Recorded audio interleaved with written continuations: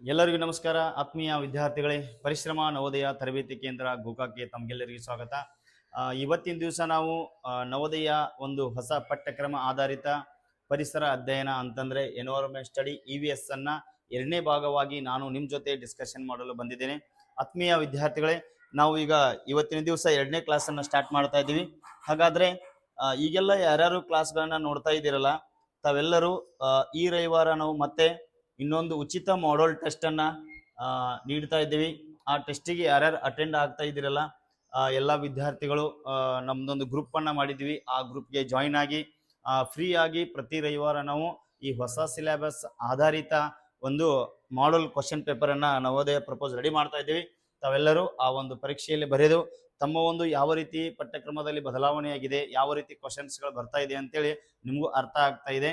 Okay, ಹಾಗಾದ್ರೆ ಇವತ್ತಿನ ದಿವಸ ನಾವು ಮೊದಲ ಪ್ರಶ್ನೆಯನ್ನ ಸ್ಟಾರ್ಟ್ ಮಾಡೋಣ. ಯಾರ್ಯಾರು ಕ್ಲಾಸ್ ನೋಡ್ತಾ ಇದ್ದೀರಾ ಹಾಯ್ ಅಂತೇಳಿ ಕಮೆಂಟ್ ಮಾಡ್ರಿ. ನೋಡ್ರಿ, ಇವತ್ತಿನ ಮೊದಲ ಪ್ರಶ್ನೆ ಏನಿದೆಯಪ್ಪ ಅಂತಂದ್ರೆ, ಅಕ್ಕಿಯನ್ನ ಮುಖ್ಯವಾಗಿ ಯಾವ ಋತುವಿನಲ್ಲಿ ಬೆಳೆಯುತ್ತಾರೆ ಅಂತೇಳಿ ಪ್ರಶ್ನೆಯನ್ನ ಕೇಳಿದ್ರೆ ಬಹಳ ಪ್ರಮುಖವಾಗಿರ್ತಕ್ಕಂಥ ಪ್ರಶ್ನೆ. ಯಾಕಂತಂದ್ರೆ ಹಲವಾರು ಸಾರಿ ಏನಾಗಿದೆಪ್ಪ ಅಂತಂದ್ರೆ ಪ್ರತಿ ಎಕ್ಸಾಮ್ ನಲ್ಲಿ ಕೇಳ್ತಕ್ಕಂಥ ಪ್ರಶ್ನೆ ಆಗಿರ್ತದ. ಇಲ್ಲಿ ಏನ್ ಕೇಳಿದಾರೆ ಅಂದ್ರ, ಅಕ್ಕಿ ಅಂತಂದ್ರೆ ಏನಪ್ಪಾ ಅಂತಂದ್ರೆ ಭತ್ತ ಅಂತ ಹೇಳಿ ಕರಿತೀವಿ ನಾವು. ಹೌದಾ, ಭತ್ತ ಅಂತಂದ್ರೆ ಒಂದೇ, ಅಕ್ಕಿ ಅಂತಂದ್ರೆ ಅಕ್ಕಿಯನ್ನ ಮುಖ್ಯವಾಗಿ ಯಾವ ಋತುವಿನಲ್ಲಿ ಬೆಳೀತಾರೆ ಅಂತೇಳಿ ಪ್ರಶ್ನೆಯನ್ನ ಕೇಳಿದಾರೆ. ಅಕ್ಕಿಯ ಬಗ್ಗೆ ನಾವು ಏನ್ ಮಾಡೋಣ, ಪ್ರಮುಖವಾಗಿರ್ತಕ್ಕಂಥ ಕೆಲವೊಂದಿಷ್ಟು ಪ್ರಶ್ನೆಗಳನ್ನ ಏನ್ ಮಾಡೋಣಪ್ಪ ಅಂತಂದ್ರೆ ಇಲ್ಲಿ ಡಿಸ್ಕಷನ್ ಮಾಡೋಣ. ನೋಡ್ರಿ, ಅಕ್ಕಿಯನ್ನ ಭಾರತದಲ್ಲಿ ಅತಿ ಹೆಚ್ಚು ಎಲ್ಲಿ ಬೆಳಿತಾರಪ್ಪ ಅಂತಂದ್ರ, ಎಲ್ಲಿ ಬೆಳಿತಾರ ಅಂದ್ರ ಪಶ್ಚಿಮ ಬಂಗಾಳದೊಳಗ. ಎಲ್ರಿ, ಪಶ್ಚಿಮ ಬಂಗಾಳದೊಳಗ ಏನ್ ಮಾಡ್ತಾರಂದ್ರ ಅಕ್ಕಿಯನ್ನ ಬೆಳಿತಾರ. ಇಲ್ಲೊಂದು ಪ್ರಶ್ನೆಯನ್ನ ಕೇಳ್ತಾನೆ, ಏನಪ್ಪಾ ಅಂತಂದ್ರ ಭಾರತದ ಅಕ್ಕಿಯ ಕಣಜ ಯಾವ್ದು ಅಂತ ಕೇಳ್ತಾರ. ಏನ್ರಿ, ಭಾರತದ ಅಕ್ಕಿಯ ಅಥವಾ ಭತ್ತದ ಕಣಜ ಹೌದಾ ಯಾವ್ದಾಗಿರ್ಬೋದು ಹೇಳ್ರಿ? ಯಾವ ರಾಜ್ಯ ಆಗಿದೆ ಅಂತಂದ್ರ ಆಂಧ್ರ ಪ್ರದೇಶ. ಯಾವ್ದ್ರಿ? ಆಂಧ್ರ ಪ್ರದೇಶ. ನೋಡ್ರಿ, ಅಕ್ಕಿಯನ್ನ ಅತಿ ಹೆಚ್ಚು ಭಾರತದೊಳಗೆ ಯಾವ ರಾಜ್ಯದಾಗ ಬೆಳಿತಾರ ಅಂತಂದ್ರೆ ಎಲ್ರಿ, ಪಶ್ಚಿಮ ಬಂಗಾಳದೊಳಗೆ ಆಗ್ತದ. ಆಮೇಲೆ ಅಕ್ಕಿಯ ಕಣಜ ಅಂತಂದ್ರೆ ಯಾವ್ದ್ರಿ? ಆಂಧ್ರ ಪ್ರದೇಶ. ನೀವು ಬಹಳ ಇಂಪಾರ್ಟೆಂಟ್ ಆಗಿರ್ತಕ್ಕಂಥ ಪ್ರಶ್ನೆಯನ್ನ ನೆನಪಿಟ್ಕೋಬೇಕು. ಹಂಗಾದ್ರ ಪ್ರಪಂಚದೊಳಗ ಅತಿ ಹೆಚ್ಚು ಅಕ್ಕಿಯನ್ನ ಎಲ್ಲಿ ಬೆಳಿತಾರ ಅಂತಂದ್ರ, ಎಲ್ಲಿ ಬೆಳಿತಾರ್ರಿ? ಚೀನಾ ದೇಶದೊಳಗೆ ಬೆಳಿತಾರ. ಹಂಗಾದ್ರ ಪ್ರಪಂಚದೊಳಗ ಅಕ್ಕಿಯನ್ನ ಬೆಳಿತಕ್ಕಂಥ ಎರಡನೇ ಸ್ಥಾನ ಯಾವ್ದಪ್ಪ ಅಂತಂದ್ರ ನಮ್ಮ ಭಾರತ ದೇಶ. ಯಾವ್ದ್ರಿ? ಭಾರತ. ಹೌದಾ? ಹಂಗಾದ್ರೆ ನೋಡ್ರಿ, ಅಕ್ಕಿಯನ್ನ ಮುಖ್ಯವಾಗಿ ಯಾವ ಋತುವಿನಲ್ಲಿ ಬೆಳಿತಾರ ಅಂತಂದ್ರ ಮಳೆಗಾಲದೊಳಗ ಖಾರಿಫ್ ಬೆಳೆ ಅಂತ ಕರಿತೀವಿ ನಾವು. ಯಾವ ಬೆಳೆ ಅಂತ ಕರಿತೀವಿ? ಖಾರಿಫ್ ಬೆಳೆ ಅಂತ ಕರಿತೀವಿ. ಇವೆಲ್ಲಾ ಪ್ರಶ್ನೆಗಳನ್ನ ಏನ್ ಮಾಡ್ಬೇಕು, ನೀವು ನೋಟ್ ಮಾಡ್ಕೋರಿ. ನೋಟ್ ಮಾಡ್ಕೊಂಡ ನೀವು ಪ್ರಾಕ್ಟೀಸ್ ಮಾಡ್ಬೋದು. ಒಂದ್ ಅಕಸ್ಮಾತ್ ಏನ್ ಪ್ರಶ್ನೆ ಕೇಳ್ಬೋದು, ಭಾರತದ ಅಕ್ಕಿಯ ಕಣಜ ಅಥವಾ ಭತ್ತದ ಕಣಜ ಅಂದ್ರ ಆಂಧ್ರ ಪ್ರದೇಶ, ಅತಿ ಹೆಚ್ಚು ಅಕ್ಕಿಯನ್ನ ಎಲ್ಲಿ ಬೆಳಿತಾರ ಅಂತ ಕೇಳಿದ್ರ ಪಶ್ಚಿಮ ಬಂಗಾಳದೊಳಗೆ ಬೆಳಿತಾರ. ಹಂಗಿದ್ರ ಇಲ್ಲಿ ನೋಡ್ರಿ, ಪ್ರಪಂಚದಾಗ ಅತಿ ಹೆಚ್ಚು ಎಲ್ಲಿ ಬೆಳಿತಾರಂದ್ರ ಚೀನಾದಾಗ ಅಂತೇಳಿ ನೆನ್ಪಿಟ್ಕೋಬೇಕು. ಹಂಗಾದ್ರ ಭಾರತ ಎಷ್ಟನೇ ಸ್ಥಾನದೊಳಗ ಅದರಿ? ಭಾರತ ಅಕ್ಕಿ ಬೆಳೆದ್ರೊಳಗ ಎರಡನೇ ಸ್ಥಾನದ. ಎಷ್ಟನೇ ಸ್ಥಾನದ ರೀ? ಎರಡನೇ ಸ್ಥಾನದ. ಹಿಂಗ ಪ್ರಮುಖವಾಗಿರ್ತಕ್ಕಂಥ ಪ್ರಶ್ನೆಗಳನ್ನ ನಾವು ಡಿಸ್ಕಷನ್ ಮಾಡ್ತಾ ಹೋಗೋಣ. ನೀವೇನ್ ಮಾಡ್ರಿ, ನೋಟ್ಸ್ ಮಾಡ್ತಾ ಹೋಗ್ರಿ. ನಿಮ್ಗೆ ಏನಾದ್ರೂ ನೋಟ್ಸ್ ಬೇಕಾದ್ರ ಪ್ರತಿ ಸಂಡೇ ನಾವೇನ್ ಮಾಡ್ತೀವಿ, ಆ ಪರೀಕ್ಷೆಯಲ್ಲಿ ಇವೆಲ್ಲಾ ಕ್ವಶನ್ಸ್ ಗಳನ್ನ ಯಾಡ್ ಮಾಡಿರ್ತೀವಿ. ನೀವು ಎಕ್ಸಾಮ್ ಬರೆದು ಏನ್ ಮಾಡ್ಬೋದು ಅಂತಂದ್ರ ಆ ನಿಮ್ಮ ಒಂದು ಸಿಲೆಬಸ್ ಅನ್ನ ಕವರ್ ಮಾಡ್ಕೋಬಹುದು. ಓಕೆ, ಇಲ್ಲಿ ನೋಡ್ರಿ, ಹತ್ತಿಯಿಂದ ಯಾವ ರೀತಿಯ ಬಟ್ಟೆಯನ್ನ ತಯಾರಿಸುತ್ತಾರೆ? ನೋಡ್ರಿ, ಹತ್ತಿಯಿಂದ ಯಾವ ರೀತಿಯ ಬಟ್ಟೆಯನ್ನ ತಯಾರಿಸ್ತಾರೆ ಅಂತ ಪ್ರಶ್ನೆಯನ್ನ ಕೇಳಿದಾರ. ಹಾಗಾದ್ರೆ ನೋಡ್ರಿ, ಹತ್ತಿಯಿಂದ ಯಾವ ರೀತಿಯ ಬಟ್ಟೆಯನ್ನ ತಯಾರಿಸ್ತಾರಂದ್ರ ಇಲ್ಲಿ ಹತ್ತಿ ಬಟ್ಟೆಯನ್ನ ತಯಾರಿಸ್ತಾರ. ಎಸ್, ಯಾವ ಬಟ್ಟೆ ರೀ? ಹತ್ತಿ ಬಟ್ಟೆಯನ್ನ ತಯಾರಿಸ್ತಾರ. ಹಂಗಾರ ಹತ್ತಿಯನ್ನ, ಹೌದಾ, ಹಂಗಾರ ಹತ್ತಿಯನ್ನ ಅತಿ ಹೆಚ್ಚು ಯಾವ ರಾಜ್ಯದಾಗ ಬೆಳಿತಾರ್ರಿ? ಎಸ್, ಯಾವ ರಾಜ್ಯ ರೀ? ಗುಜರಾತ್ ಒಳಗೆ ಬೆಳಿತಾರ. ಎಲ್ಲಿ ಬೆಳಿತಾರ್ರಿ? ಗುಜರಾತ್ ಒಳಗ ಅತಿ ಹೆಚ್ಚು ಹತ್ತಿಯನ್ನು ಬೆಳಿತಾರ. ಹಂಗಾರ ಈ ಹತ್ತಿಯನ್ನು ಬೆಳಿಲಕ್ಕ ಯಾವ ಮಣ್ಣಿನೊಳಗ ಹತ್ತಿ ಬೆಳಿತದ ಅಂತ ಕೇಳ್ತಾರ. ಹತ್ತಿಯನ್ನೇ ಬೆಳಿತಕ್ಕಂತ ಪ್ರಮುಖವಾದ ಮಣ್ಣು ಯಾವ್ದಂತ ಕರೀತಾರ, ಅದು ಯಾವ ಮಣ್ಣ್ರಿ? ಕಪ್ಪು ಮಣ್ಣು. ಯಾವ ಮಣ್ಣ್ರಿ? ಕಪ್ಪು ಮಣ್ಣು. ಎಸ್. ಇನ್ನೊಂದು ನಿಮ್ಗೆ ಪ್ರಶ್ನೆ ಕೇಳ್ತೀನಿ. ಏನು ಪ್ರಶ್ನೆಪ್ಪ ಅಂತಂದ್ರ, ಭಾರತ ಹತ್ತಿ ಬೆಳೆದ್ರಾಗ ಎಷ್ಟನೇ ಸ್ಥಾನದೊಳಗದ ಅಂತ ಹೇಳಿ ಏನ್ ಮಾಡ್ಬೇಕು, ನೀವು ಕಮೆಂಟ್ ಮುಖಾಂತರ ಉತ್ತರವನ್ನ ಕೊಡಬೇಕಾಗ್ತದ. ಹಂಗಾದ್ರ ನಮ್ಮ ಪ್ರಶ್ನೆಗೆ ಹತ್ತಿಯನ್ನ ಯಾವ ರೀತಿಯ ಬಟ್ಟೆ ತಯಾರಿಸಲಾಗ್ತದ ಅಂತಂದ್ರ ಆಪ್ಷನ್ಸ್ ಹತ್ತಿ ಬಟ್ಟೆ ತಯಾರಾಗ್ತದ. ಅದಕ್ಕೆ ಇನ್ನೊಂದು ಹೆಸರು ಏನಪ್ಪಾ ಅಂತಂದ್ರ, ಹತ್ತಿಗೆ ಗೊತ್ತಿರ್ಲಿ, ಹತ್ತಿಗೆ ಇನ್ನೊಂದು ಹೆಸರು ಏನ್ ಕರೀತಾರಂದ್ರ ಬಿಳಿಯ ಚಿನ್ನ. ಏನಂತ ಕರೀತಾರ್ರಿ? ಬಿಳಿಯ ಚಿನ್ನ ಅಂತೇಳಿ ಕರೀತಾರ. ಬಹಳ ಪ್ರಮುಖವಾಗಿರ್ತಕ್ಕಂಥ ಪ್ರಶ್ನೆ ಆಗ್ತದ. ಹೌದಾ? ಓಕೆ, ನೆಕ್ಸ್ಟ್ ನೋಡ್ರಿ ಮುಂದಿನ ಪ್ರಶ್ನೆ ನೋಡೋಣ ವಿದ್ಯಾರ್ಥಿಗಳೇ. ಇಲ್ಲಿ ಏನಾಗ್ತದ ಅಂತಂದ್ರ ನೋಡ್ರಿ, ಯಾರ್ಯಾರು ಕ್ಲಾಸ್ ಅನ್ನು ನೋಡ್ತಾ ಇದಾರೆ ಕಮೆಂಟ್ ಮಾಡ್ಬೇಕು. ಓಕೆ, ಎಸ್ ನೋಡ್ರಿ, ಭಾರತದ ರಾಷ್ಟ್ರೀಯ ಧ್ವಜದ ಮಧ್ಯದಲ್ಲಿರುವ ಚಿಹ್ನೆ ಯಾವುದು ಅಂತೇಳಿ ಪ್ರಶ್ನೆ ಕೇಳಿದರೆ, ಭಾರತದ ರಾಷ್ಟ್ರೀಯ ಧ್ವಜದ ಮಧ್ಯದಲ್ಲಿರುವ ಚಿಹ್ನೆ ಯಾವುದು ಅಂತೇಳಿ ಪ್ರಶ್ನೆಯನ್ನ ಕೇಳಿದಾಗ ಯಾವ್ದಪ್ಪ ಅಂತಂದ್ರೆ ಅದು ಅಶೋಕ ಚಕ್ರ. ಎಸ್ ನೋಡ್ರಿ, ರಾಷ್ಟ್ರೀಯ ಚಿಹ್ನೆಗಳೊಳಗ ನಿಮ್ಗೆ ಹಲವಾರು ಪ್ರಶ್ನೆಗಳನ್ನ ನಿಮ್ಗ ಕೇಳ್ಬೋದು. ನೋಡ್ರಿ, ನ್ಯಾಷನಲ್ ಎಂಬಲ್ ಕೇಳ್ಯಾರ, ಆಮೇಲೆ ನ್ಯಾಷನಲ್ ಫ್ಲಾಗ್ ಅದ, ನ್ಯಾಷನಲ್ ಬರ್ಡ್ ಅದ, ಆಮೇಲೆ ನ್ಯಾಷನಲ್ ಫ್ಲವರ್ ಅದ, ಆಮೇಲೆ ನ್ಯಾಷನಲ್ ಟ್ರೀ ಅದ, ನ್ಯಾಷನಲ್ ಫ್ರೂಟ್ಸ್ ಅದ, ಆಮೇಲೆ ನ್ಯಾಷನಲ್ ಎನಿಮಲ್ಸ್ ಅದ. ಹಿಂಗೇನಪ್ಪಾ ಅಂತಂದ್ರ ಭಾರತದ ರಾಷ್ಟ್ರೀಯ ಚಿಹ್ನೆಗಳಪ್ಪ ಎಲ್ಲಿ ತನಕ ನೀವು ಗೊತ್ತಾಗಿರ್ಬೇಕಂದ್ರ ಇಲ್ಲಾಂದ್ರೆ ಒಂದು 25 ರಾಷ್ಟ್ರೀಯ ಇಂಪಾರ್ಟೆಂಟ್ ಚಿಹ್ನೆಗಳದಾವ. ಅವುಗಳನ್ನ ನಾನು ಏನ್ ಮಾಡ್ತೀನಿ ಮುಂದಿನ ಕ್ಲಾಸ್ನೊಳಗೆ ಹೇಳ್ತೀನಿ. ಈಗ ನೋಡ್ರಿ, ಈ ಒಂದ ಯಾವ್ದಪ್ಪ ಅಂತಂದ್ರ ಅಶೋಕ ಚಕ್ರದೊಳಗೆ ಏನಪ್ಪಾ ಅಂತಂದ್ರ 24 ಕಡ್ಡಿಗಳದಾವ. ಎಷ್ಟು ಕಡ್ಡಿಗಳದಾವ್ರಿ? 24 ಕಡ್ಡಿಗಳದಾವ. ಇದಕ್ಕ ಅಶೋಕ ಚಕ್ರಕ್ಕ ಇನ್ನೊಂದು ಹೆಸರು ಏನಪ್ಪಾ ಅಂತಂದ್ರ ಧರ್ಮ ಚಕ್ರ. ಏನ್ರಿ? ಧರ್ಮ ಚಕ್ರ ಅಂತ ಹೇಳಿ ಕರೀತಾರ. ಏನಂತ ಕರೀತಾರ್ರಿ? ಧರ್ಮ ಚಕ್ರ ಅಂತ ಹೇಳಿ ಕರೀತಾರ. ಬಹಳ ಇಂಪಾರ್ಟೆಂಟ್ ಆಗಿರ್ತಕ್ಕಂಥ ಪ್ರಶ್ನೆ ವಿದ್ಯಾರ್ಥಿಗಳೇ. ಇಲ್ಲಿ ನೋಡ್ರಿ, ಇದು ಯಾವ ಬಣ್ಣ ಅದ ರೀ? ಯಾವ ಬಣ್ಣ ಅದ ಅಂದ್ರ ಗಾಢ ನೀಲಿ ಬಣ್ಣ. ಯಾವ್ದ್ರಿ? ಗಾಢ ನೀಲಿ ಬಣ್ಣ. ಯಾವ್ದ್ರಿ? ಗಾಢ ನೀಲಿ ಬಣ್ಣ ಒಳಗ ಈ ಅಶೋಕ ಚಕ್ರ ಇರ್ತದ.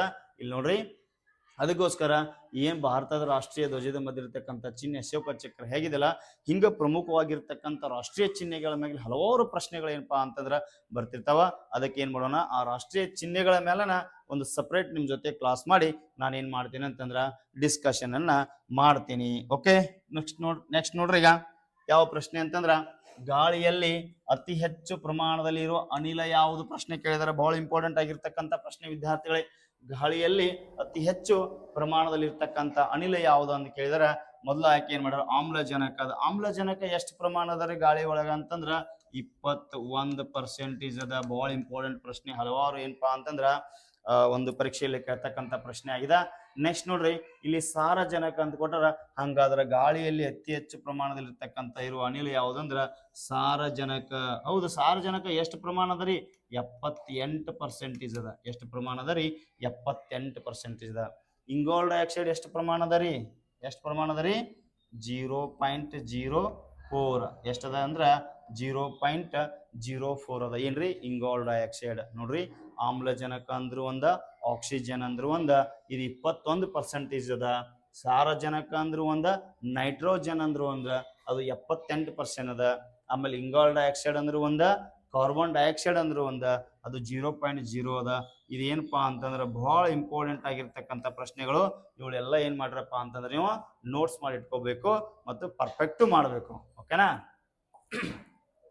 ಎಸ್ ನೋಡ್ರಿ, ವಾಯು ಮಾಲಿನ್ಯದ ಪ್ರಮುಖ ಕಾರಣ ಯಾವುದು? ವಾಯು ಮಾಲಿನ್ಯ ಆಗ್ಲಕ್ಕ ಪ್ರಮುಖ ಕಾರಣ ಏನಂತೇಳಿ ಪ್ರಶ್ನೆಯನ್ನ ಕೇಳಿದಾಗ ಮರಗಳನ್ನ ನೆಡುವುದು, ವಾಹನಗಳ ಹೊಗೆ, ಮಳೆ ಮತ್ತು ಗಾಳಿ ಬೀಸುವುದು ಅಂತೇಳಿ ಪ್ರಶ್ನೆ ಕೇಳ.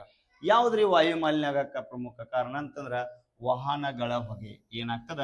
ವಾಹನಗಳ ಹೊಗೆಯಿಂದ ಏನಾಗ್ತದ ಅಂದ್ರ ವಾಯು ಮಾಲಿನ್ಯ ಆಗ್ತದ. ಹೌದಾ? ಹಂಗಿದ್ರ ಇಲ್ಲೊಂದ್ ಸ್ವಲ್ಪ ಏನಪ್ಪಾ ಅಂತ ಪ್ರಮುಖ ಕಾರಣಗಳು ವಾಹನಗಳ ಸಂಚಾರ. ಏನ್ರಿ ವಾಹನಗಳ ಸಂಚಾರ ಅಂದ್ರೆ ಕೆಲವೊಂದಿಷ್ಟು ವಿದ್ಯಾರ್ಥಿಗಳು ಕೇಳ್ತಿರ್ತೀರಿ. ನೋಡ್ರಿ, ಕಾರು, ಬಸ್ಸು, ದ್ವಿಚಕ್ರ ವಾಹನಗಳಿಂದ ಹೊರಬರುವ ವಿಷಕಾರಕ ಹೊಗೆ ವಾಯು ಮಾಲಿನ್ಯಕ್ಕೆ ಏನು ಕಾರ ಆಗ್ತದ ಅಂತಂದ್ರೆ ಕಾರು, ಬಸ್ಸು, ದ್ವಿಚಕ್ರ ವಾಹನಗಳಿಂದ ಹೊರಬರುವ ಒಂದು ವಿಷಕಾರಿ ಹೊಗೆಯಿಂದ ಏನಾಗ್ತದಪ್ಪ ಅಂತಂದ್ರೆ ಇಲ್ಲಿ ವಾಯು ಮಾಲಿನ್ಯ ಆಗ್ತದ ವಿದ್ಯಾರ್ಥಿಗಳೇ. ಹಂಗಾದ್ರೆ ನೆಕ್ಸ್ಟ್ ನೋಡ್ರಿ, ಮತ್ತೆ ಎರಡನೇ ಕಾರಣ ಏನಪ್ಪಾ ಅಂತಂದ್ರೆ ಕೈಗಾರಿಕೆಗಳು,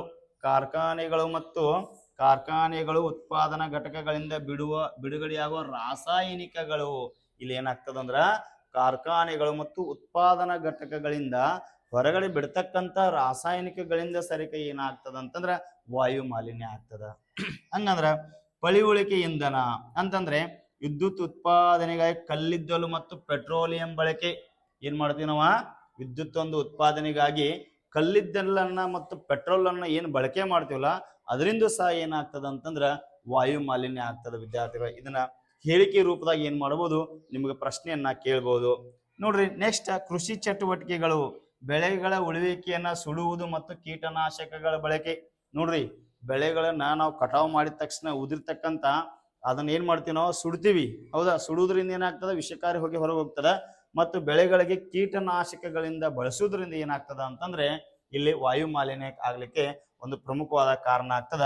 ನೆಕ್ಸ್ಟ್ 5ನೇ ಕಾರಣ ನೋಡ್ರಿ, ತ್ಯಾಜ್ಯ ದಹನ ಅಂದ್ರೆ ಪ್ಲಾಸ್ಟಿಕ್ಗಳು ಇತರೆ ಕಸವನ್ನು ಮುಕ್ತವಾಗಿ ಸುಡುವುದು. ನಾವೇನ್ ಮಾಡ್ತೀವಿ, ಪ್ಲಾಸ್ಟಿಕ್ಗಳನ್ನ ಇತರೆ ಕಸಗಳನ್ನ ಸುಡುವುದರಿಂದ ಏನಾಗ್ತದ ಅಂದ್ರ ಅದು ವಾಯು ಮಾಲಿನ್ಯ ಆಗ್ತದ. ಇಂಥ ಕೆಲವೊಂದಿಷ್ಟು ಪ್ರಶ್ನೆಗಳು ಏನ್ ಮಾಡ್ಬೋದಪ್ಪ ಅಂತಂದ್ರೆ ನಿಮ್ಗೆ ಹೇಳಿಕೆ ರೂಪದಾಗ ಕೊಡ್ಬೋದು. ಇವು 5 ಪಾಯಿಂಟ್ಸ್ಗಳನ್ನ ನೋಟ್ ಮಾಡ್ಕೊಂಡು ನೀವೇನ್ ಮಾಡ್ರಿ, ಅದನ್ನ ಪ್ರಾಕ್ಟೀಸ್ ಮಾಡಿದ್ರೆ ಏನಾಗ್ತದ, ಈಜಿ ಆಗ್ತದ. ಓಕೆ, ಇಲ್ಲಿ ನೋಡ್ರಿ, ಆಹಾರವನ್ನ ಹೆಚ್ಚು ದಿನಗಳವರೆಗೆ ಕೆಡದಂತೆ ಇಡಲು ಯಾವ ವಿಧಾನ ಬಳಸುತ್ತಾರೆ ಅಂತೇಳಿ ಪ್ರಶ್ನೆಯನ್ನು ಕೇಳ್ಯಾರ. ನೋಡ್ರಿ, ಬಿಸಿಲಿನಲ್ಲಿ ಇಡುವುದು, ಶೈತ್ಯೀಕರಣ ರೆಫ್ರಿಜರೇಟರ್, ನೀರಿನಲ್ಲಿ ಇಡುವುದು, ತೆರೆದಿಡುವುದು. ನೀವು ಎಲ್ಲರ ವಿದ್ಯಾರ್ಥಿಗಳು ಈ ಹಲವಾರು ಸಾರಿ ಪ್ರಶ್ನೆಗಳು ಬಂದಿದ್ರಿಂದ ಇದು ನಿಮ್ಗೆ ಗೊತ್ತಿರ್ತದ. ಯಾವ್ದಂದ್ರ ರೆಫ್ರಿಜರೇಟರ್ ಮತ್ತು ಶೈತ್ಯೀಕರಣ ರೆಫ್ರಿಜರೇಟರ್ ಅಂತ ಕರಿತೀವಿ, ಅಥವಾ ಫ್ರಿಡ್ಜ್ ಅಂತೇಳಿ ಕರಿತೀವಿ. ಹೌದಾ, ಹಿಂಗ ಏನ್ ಮಾಡೋದಪ್ಪ ಅಂತಂದ್ರ ಆಹಾರವನ್ನ ಕೆಡದಂತೆ ಇಡಲಿಕ್ಕೆ ಏನಾಗ್ತದ, ಇದು ಒಂದು ಕಾರಣ ಆಗ್ತದ. ಓಕೆ, ನೆಕ್ಸ್ಟ್ ನೋಡ್ರಿ, ಇಲ್ಲಿ ನೋಡ್ರಿ, ಮಣ್ಣಿನ ಒಂದು ಸವಕಳಿಯನ್ನ ತಡೆಯುವ ಉತ್ತಮ ವಿಧಾನ ಯಾವುದು? ಮಣ್ಣಿನ ಸವಕಳಿಯನ್ನ ತಡಲಿಕ್ಕೆ ಉತ್ತಮ ವಿಧಾನ ಯಾವುದು ಅಂತೇಳಿ ಪ್ರಶ್ನೆಯನ್ನ ಕೇಳಿದಾಗ ಇಲ್ಲಿ ಕೊಟ್ಟಿದ್ದಾರೆ, ಮರಗಳನ್ನ ಕಡಿಯುವುದು, ಮರಗಳನ್ನ ನೆಡುವುದು, ಮಣ್ಣನ್ನ ತೆಗೆಯುವುದು, ಬೆಂಕಿ ಹಚ್ಚುವುದು ಅಂತ ಕೇಳಿದಾರೆ. ಹೌದಾ, ಹಂಗಾದ್ರ ಈ ಮಣ್ಣಿನ ಸವಕಳಿ ಅಂತ ತಡಿಲಿಕ್ಕೆ ಏನ್ ಕಾರಣ? ಮರಗಳನ್ನ ಕಡಿದ್ರೆ ಏನಾಗ್ತದ, ಮಣ್ಣಿನ ಸವಕಳಿ ಆಗ್ತದ. ಹೌದಾ, ಮಣ್ಣನ್ನ ತೆಗೆಯುವುದರಿಂದ ಏನಾಗ್ತದ, ಮಣ್ಣಿನ ಸವಕಳಿ ಆಗ್ತದ. ಆಮೇಲೆ ಮರಗಳನ್ನ ನೆಡುವುದರಿಂದ ಏನಾಗ್ತದ ಅಂದ್ರ ಈ ಮಣ್ಣಿನ ಸವಕಳಿಯನ್ನ ನಾವು ತಡೆಗಟ್ಟಬಹುದು. ಹಂಗಾದ್ರೆ ಇಲ್ಲಿ ಕೆಲವೊಂದಿಷ್ಟು ಇದಾವ ನೋಡ್ರಿ ಕಾರಣಗಳ. ಗಿಡ ಮರಗಳನ್ನ ಬೆಳೆಸುವುದು. ಹೌದಾ, ಅಂದ್ರೆ ಗಿಡಗಳ ಬೇರುಗಳು ಮಣ್ಣನ್ನ ಬಿಗಿಯಾಗಿ ಹಿಡಿದಿಟ್ಟುಕೊಳ್ಳುತ್ತವೆ. ಗಿಡಗಳನ್ನ ಯಾಕೆ ನಾವು ಬೆಳೆಸ್ಬೇಕಪ್ಪ ಅಂತಂದ್ರೆ ಈ ಮಣ್ಣಿನ ಸವಕಳಿನ ತಡೆಗಟ್ಟಬೇಕಾದ್ರೆ ಈ ಗಿಡಗಳ ಬೇರುಗಳು ಏನಿರ್ತಾವಲ್ಲ ಅವೇನ್ ಮಾಡ್ತಾವಂದ್ರ ಮಣ್ಣನ್ನ ಬಿಗಿಯಾಗಿ ಹಿಡಿದಿಟ್ಟುಕೊಳ್ಳೋದ್ರಿಂದ ಏನಾಗ್ತದ, ಜೋರಾಗಿ ಗಾಳಿ ಬೀಸುವುದರಿಂದ ಆಗ್ಲಿ ಮಣ್ಣಿನ ಸವಕಳಿ ಆಗುವುದಿಲ್ಲ. ಹೌದಾ, ಹಂಗ ಆ ಏನ್ ಮಾಡ್ತಾವಪ್ಪ ಅಂತಂದ್ರೆ ಬೇರುಗಳು ಆ ಮಣ್ಣನ್ನ ಬಿಗಿಯಾಗಿ ಹಿಡಿದುಕೊಂಡೋದ್ರೆ ಏನಾಗ್ತಂದ್ರ ಮಣ್ಣಿನ ಸವಕಳಿ ಆಗುವುದಿಲ್ಲ. ಇದರಿಂದ ಬಲವಾದ ಗಾಳಿ ಅಥವಾ ಮಳೆ ಬಂದಾಗಲೂ ಮೇಲ್ಮಣ್ಣು ಕೊಚ್ಚಿ ಹೋಗುವುದಿಲ್ಲ. ನೋಡ್ರಿ, ಏನಾಗ್ತದ, ಆ ಮಣ್ಣನ್ನು ಬಿಗಿಯಾಗಿ ಹಿಡಿದುಕೊಂಡ ಮರಗಳು ಜೋರಾಗಿ ಗಾಳಿ ಬೀಸಿದ್ರು ಅಥವಾ ಮಳೆ ಬಂದಾಗ ಏನಾಗ್ತದಂದ್ರ ಮೇಲ್ಮಣ್ಣು ಏನಾಗ್ತದ, ಕೊಚ್ಕೊಂಡು ಹೋಗುವುದಿಲ್ಲ. ಅದರಿಂದ ಏನ್ ಮಾಡ್ಬೋದ್ರಿ, ಈ ಗಿಡ ಮರಗಳನ್ನ ಬೆಳೆಸೋದ್ರಿಂದ ಈ ಮಣ್ಣಿನ ಸವಕಳಿಯನ್ನ ಏನ್ ಮಾಡ್ಬೋದ್ರಿ, ತಡೆಗಟ್ಟಬಹುದು. ನೆಕ್ಸ್ಟ್ ನೋಡ್ರಿ, ಬದುಗಳ ನಿರ್ಮಿಸುವುದು.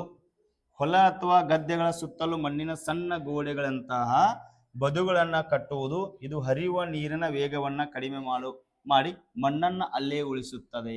ಏನ್ ಮಾಡ್ತದ ಅಂತಂದ್ರ ಈ ಬದುಗಳನ್ನ ನಿರ್ಮಾಣ ಮಾಡೋದ್ರಿಂದ ಹೊಲ ಗದ್ದೆಗಳ ಸುತ್ತಲೂ ಮಣ್ಣಿನ ಸಣ್ಣ ಸಣ್ಣ ಏನ್ ಮಾಡ್ತಾರಿ, ಬದುಗಳನ್ನ ಹಾಕ್ತಾರ. ಅದರಿಂದ ಏನಾಗ್ತದ ಅಂತಂದ್ರ ಇದು ಹರಿಯುವ ನೀರಿನ ವೇಗವನ್ನ ಕಡಿಮೆ ಮಾಡ್ತದ. ಕಡಿಮೆ ಮಾಡಿ ಏನಾಗ್ತದ, ಮೇಲಿನ ನೀರು ಏನಾಗ್ತದ, ಪಾಸ್ ಆಗ್ತಾ ಹೋಗ್ತದ. ಆ ಬದುವಿಗೆ ಹಚ್ಚಿ ಉದಿರ್ತಕ್ಕಂಥ ಮಣ್ಣು ಏನಾಗ್ತದ್ರಿ, ಅಲ್ಲೇ ಉಳಿತದ. ಅದರಿಂದನೂ ಸಹ ಏನ್ ಮಾಡ್ಬೋದ್ರಿ, ಆ ಮಣ್ಣಿನ ಸವಕಳಿಯನ್ನ ತಡೆಗಟ್ಟಬಹುದಾಗ್ತದ. ಓಕೆ, ನೆಕ್ಸ್ಟ್ ನೋಡ್ರಿ, ಮೆಟ್ಟಿಲು ಪಾತಿ ಬೇಸಾಯ ಅಂತ ಕರಿತೀವಿ. ಅಂತಂದ್ರೆ ಇಲ್ಲದ ನೋಡ್ರಿ, ಗುಡ್ಡುಗಾಡು ಪ್ರದೇಶಗಳಲ್ಲಿ ಇಳಿಜಾರಿಗೆ ಅಡ್ಡಲಾಗಿ ಮೆಟ್ಟಿಲುಗಳು ತರಹ ಭೂಮಿಯನ್ನ ಸಿದ್ಧಪಡಿಸಿ ಕೃಷಿ ಮಾಡುವುದು. ಇಲ್ಲಿ ಕೊಟ್ಟಿದ್ದಾರೆ ನೋಡ್ರಿ, ಗುಡ್ಡುಗಾಡು ಪ್ರದೇಶದೊಳಗೆ ಏನ್ ಮಾಡ್ಯಾರ ಅಂದ್ರ ಇಲ್ಲಿ ಮೆಟ್ಟಿಲುಗತಿ ಏನ್ ಮಾಡ್ಯಾರಪ್ಪ ಅಂತಂದ್ರ ಬದುಗಳ ನಿರ್ಮಾಣ ಮಾಡಿ ಏನ್ ಮಾಡ್ಯಾರ, ಇಲ್ಲಿ ಕೃಷಿಗಳನ್ನ ಬೆಳಿಲಿಕ್ಕೆ ಏನಾಗ್ತದ ಅಂತಂದ್ರೆ ಬಹಳ ಸಹಾಯ ಆಗ್ತದ. ಅದಕ್ಕ ಇಲ್ಲಿ ಏನ್ ಮಾಡಪ್ಪ ಅಂದ್ರೆ ಇಳಿಜಾರ ಪ್ರದೇಶದಾಗೆ ಅಡ್ಡಲಾಗಿ ಮೆಟ್ಟಿಲುಗಳನ್ನ ಕಟ್ಟೋದ್ರಿಂದ ನಾವೇನ್ ಮಾಡ್ಬೋದ್ರಿ, ಮಣ್ಣಿನ ಸವಕಳಿಯನ್ನ ನಾವು ತಡೆಗಟ್ಟಬಹುದು ಅಂತೇಳಿ ಇಲ್ಲಿ ಪ್ರಮುಖವಾಗಿರ್ತಕ್ಕಂಥ ಪ್ರಶ್ನೆ ಆಗ್ತದ. ನೆಕ್ಸ್ಟ್ ನೋಡ್ರಿ, ಕಾಂತವು ಯಾವುದನ್ನ ಹೆಚ್ಚು ಆಕರ್ಷಿಸುತ್ತದೆ ಅಂತೇಳಿ ಪ್ರಶ್ನೆಯನ್ನ ಕೇಳಿದಾರೆ. ಕಾಂತವು ಯಾವುದನ್ನ ಹೆಚ್ಚು ಆಕರ್ಷಿಸ್ತದ ಅಂತಂದ್ರ ಇಲ್ಲಿ ನೋಡ್ರಿ, ಮರ ಅಂತೇಳಿ ಕೊಟ್ಟಿದ್ದಾರೆ. ಹೌದಾ, ಕಾಂತ ಅಂದ್ರೆ ಗೊತ್ತಲ್ಲ, ಸುಜ್ಗಲ್ ಅಂತ ಕರಿತೀವಿ. ಎಸ್ ಹೌದಾ. ಆಮೇಲೆ ಪ್ಲಾಸ್ಟಿಕ್ ಅಂತ ಕೊಟ್ಟಿದ್ದಾರೆ, ಕಬ್ಬಿನ ಅಂತ ಕೊಟ್ಟಿದ್ದಾರೆ, ಗಾಜು ಅಂತ ಕೊಟ್ಟಿದ್ದಾರೆ. ಹೌದಾ, ಇಲ್ಲಿ ಯಾವ್ದಪ್ಪ ಅಂತಂದ್ರೆ ನಮಗೆ ಆನ್ಸರ್ ಏನಾಗ್ತದ, ಕಬ್ಬಿನ ಆಗ್ತದ. ಏನಾಗ್ತದ್ರಿ, ಕಬ್ಬಿನ ಆಗ್ತದ. ಓಕೆ ವಿದ್ಯಾರ್ಥಿಗಳೇ, ನಾವು ಇಲ್ಲಿವರೆಗೆ ಕೆಲವೊಂದಿಷ್ಟು ಪ್ರಶ್ನೆಗಳನ್ನ ಡಿಸ್ಕಷನ್ ಅನ್ನ ಮಾಡಿದ್ವಿ. ಎಲ್ಲಾ ಪ್ರಶ್ನೆಗಳನ್ನ ಏನ್ ಮಾಡ್ರಿ, ನೋಟ್ ಮಾಡ್ರಿ. ಒಂದು ನೋಟ್ಬುಕ್ ದಲ್ಲಿ ಏನ್ ಮಾಡ್ರಿ, ಪ್ರತಿ ಕ್ಲಾಸಿನ ಪ್ರಶ್ನೆಗಳನ್ನ ನೀವು ಬರಿತಾ ಹೋದ್ರಿಂದ ಏನಾಗ್ತದ, ಪ್ರಾಕ್ಟೀಸ್ ಆಗ್ತದ. ಆ ಪ್ರಶ್ನೆಗಳನ್ನ ಓದ್ತಾ ಹೋದ್ರಂದ್ರ ನಾವು ಪ್ರತಿ ಸಂಡೇ ಏನ್ ಮಾಡ್ತಾ ಇದೀವಿ, ಒಂದು ಫ್ರೀ ಒಂದು ಎಂಟ್ರೆನ್ಸ್ ಟೆಸ್ಟ್ ಅನ್ನ ಸಹ ತಗೋತೀವಿ. ಆ ಒಂದು ಟೆಸ್ಟ್ ಅನ್ನ ನಿಮ್ಮ ಒಂದು ಗ್ರೂಪ್ ನಲ್ಲಿ ಅಥವಾ ನಮ್ಮ ವಾಟ್ಸಪ್ ನಂಬರ್ಗೆ ನಾವು ಏನ್ ಮಾಡ್ತೀವಿ, ಕಳಿಸ್ತಾ ಇರ್ತೀವಿ. ಅದನ್ನ ನೀವೇನ್ ಮಾಡ್ರಿ, ಆ ಒಂದು ಟೆಸ್ಟ್ ಅನ್ನ ಬಿಡಿಸೋದ್ರಿಂದ ಏನಾಗ್ತದ ಅಂತಂದ್ರ ಎಕ್ಸಾಮ್ಗಳಲ್ಲಿ ಯಾವ ರೀತಿ ಪ್ರಶ್ನೆಗಳು ಬರ್ತಾವ, ಯಾವ ರೀತಿ ಸೊಲ್ಯೂಷನ್ ಮಾಡಬೇಕು ಅಂತೇಳಿ ನಿಮ್ಗೆ ಏನಾಗ್ತದ, ಈಜಿ ಆಗ್ತದ. ಅದಕ್ಕೋಸ್ಕರ ಯಾರೆಲ್ಲ ನಮ್ಮ ವಿಡಿಯೋಗಳನ್ನ ನೋಡ್ತಾ ಇದ್ರಲ್ಲ, ಆದಷ್ಟು ಈ ವಿಡಿಯೋಗಳನ್ನ ಏನ್ ಮಾಡ್ರಿ, ಶೇರ್ ಮಾಡ್ರಿ, ಸಬ್ಸ್ಕ್ರೈಬ್ ಮಾಡ್ರಿ, ಲೈಕ್ ಮಾಡ್ರಿ ಅಂತ ಹೇಳ್ತಾ ಇದ್ದೀನಿ. ಇಲ್ಲಿವರೆಗೆ ಕ್ಲಾಸ್ಗೆ ನೋಡ್ತಾ ಇದ್ದ ಎಲ್ಲ ವಿದ್ಯಾರ್ಥಿಗಳಿಗೆ ಎಲ್ಲರಿಗೂ ಧನ್ಯವಾದಗಳು.